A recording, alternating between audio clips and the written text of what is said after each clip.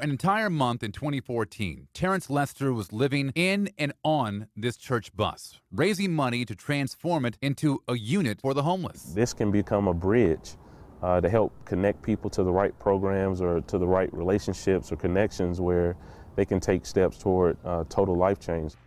Today, the bus offers a barbershop, clothing closet, and a wash station. And it's all run by the nonprofit Terrence founded, Love Beyond Walls. It's like the quote that King said, you can't hate somebody up close. In 2016, he decided to make another big stand, walking more than 700 miles to D.C.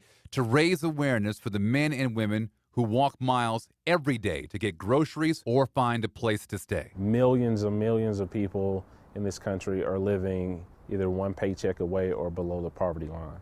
2 years later, he now has his sights set on Memphis. It was a city sanitation workers' strike that brought Martin Luther King Jr. to the city in 1968, as Dr. King was in the midst of planning the Poor People's Campaign. And it is criminal to have people working on a full-time basis and a full-time job getting part-time income. He saw it as an opportunity to speak out against poor working conditions for people that live in this country that are still not making enough at the end of the day to survive. For Dr. King, the campaign had no color. It was for all people, Hispanics, Native Americans, whites, blacks, people who are on the fringes. You know, poverty affects everyone. As he walks towards Tennessee, Terrence says he'll be standing on the shoulders of those who came before him.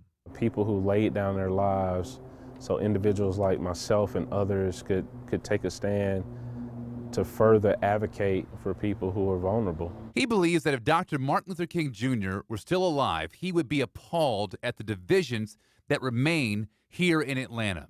Research from the Atlanta Regional Commission shows continued disparities in education, health, income, and race. I think his heart would be broken.